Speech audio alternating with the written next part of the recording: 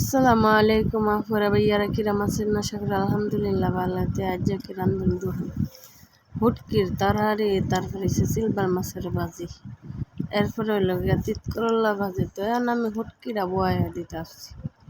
হুটকিরা বয়া মনে করেন যে পেঁয়াজ আর রসুন চেঁচা দিয়া দিছি, তারপরে মনে করেন যে হিদলগুলা দিয়া দিতেছি। কথা হইল স্বামী কইছিল শুকনা শুটকি দিয়ে রানতাম, ওই আগে সাগে ভিজা শুটকির ওই কথা হইল কি শুটকির ফুটকা ধুয়েছিলাম, মনে করেন যে মেরছিবে বিলাই খাইয়া লাইছে, কোনটা জানি খুলছিল। তারপরে গিয়া হিদল আনছি, আইনা শুটকির তরকারি বসাইতেছি।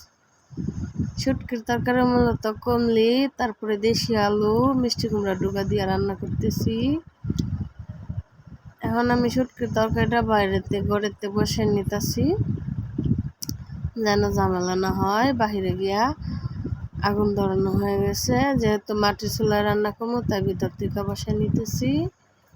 তো আমি একটু অল্প পরিমাণে জল দিয়া দিলাম, যেহেতু তরকারিটা শুকনো শুকনো থাকে, ভিজা হলে মনে করেন যে তত একটা ভালো লাগে না।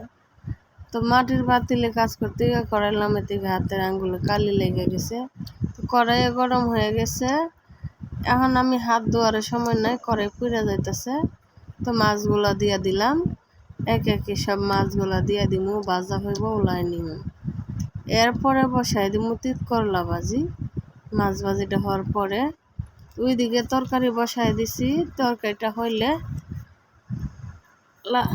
এখন আমার তরকারির আগে মনে করেন যে মাছ ভাজি হয়ে যাব। মাছ টানানো শেষ, শাকের পরে ফেডি টানাই লইছে, যে দেখেন খুবই সুন্দর হয়েছে টানানো। এখন পেঁয়াজ দিয়া মনে করেন যে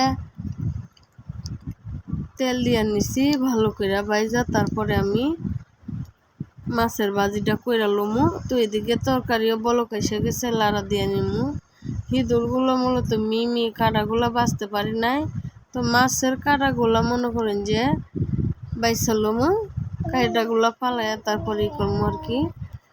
তো যতটুকু পারছি ততটুকু তরকারি পালাইছি। এখনও মনে করেন যে টমেটো দিয়ে দিছি, পেঁয়াজ হালকা লাল হয়ে গেছে, লালের মধ্যে টমেটো ছাড়া দিলাম। এখন আর টমেটোটা বেশি ভাজা হওয়ার আগে একটু পানি দিয়ে দিব।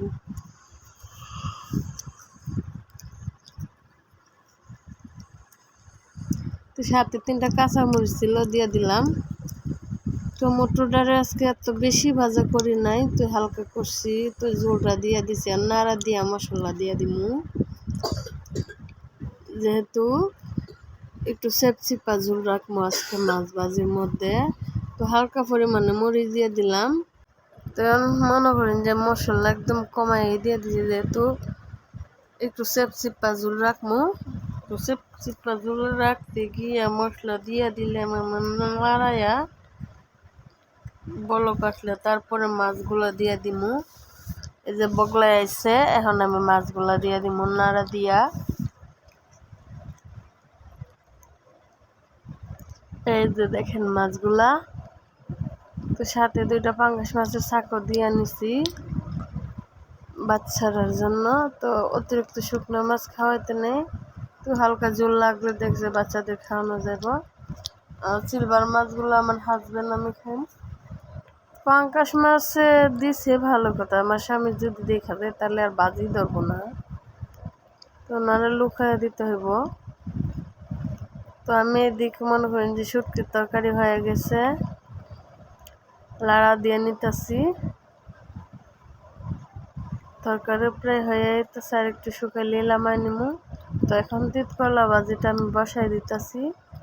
তো পাতাও আছিল অল্প করে দিয়ে দিতেছি, বারে বারে কেটে কি করবো, এমনিতেই ভালো লাগতেছে না আজকে রান্নায়। তো রসুন পেঁয়াজ আমি কেটে রাখছিলাম, দেশি রসুন চুলাইয়া পেঁয়াজ কেটে আমি দিয়ে দিলাম। কড়াইতে তেল দিয়ে আমি ছাইড়া দিব। তো হালকা হলুদ লবণ দিয়া তো মশলার বাটিগুলো আমি ঘরে নিয়ে যাইতেছি, বারে বারে লাগবে বলে আমি একবারই দিয়ে দিতেছি, যেহেতু মশলা একদম কমই লাগে এটার মধ্যে। তো লবণ হলুদ কাঁচামরিচ পেঁয়াজ রসুন দিয়া তারপরে আমি এটা লামাইয়া নিছি। এখন কড়াইটা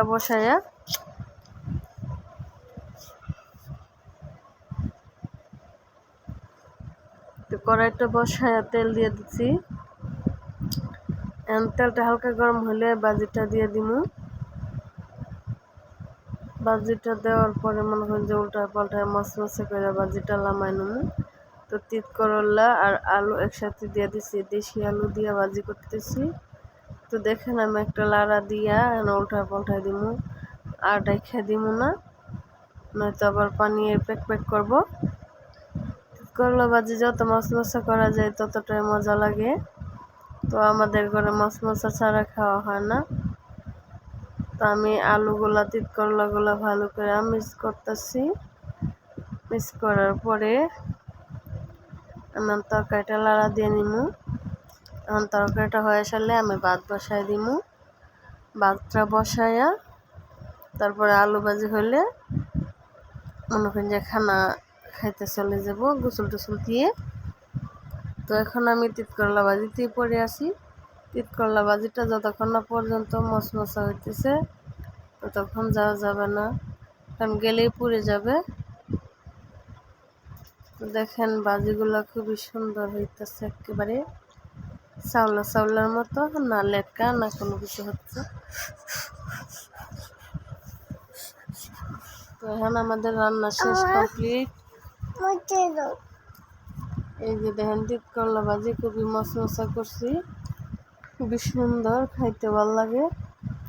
আসলে তিত করলা ভাজি আমার একটা প্রিয় জিনিস, জানি না কার কার প্রিয়। তো দেখেন চুটকির তরকারি খুবই সুন্দর হয়েছে, মাশাআল্লাহ, খুবই অসাধারণ মজার হয়েছে।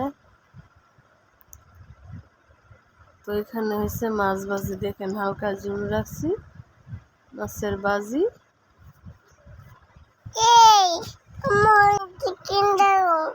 তো এখন আমার রান্না শেষ, কমপ্লিট। এই যে ভাত, আমরা খানা খেতে চলে যাব। সবাই ভালো থাকবেন, সুস্থ থাকবেন, আর আমার ভিডিওগুলো আপনারা সবাই বেশি বেশি করে দেখবেন।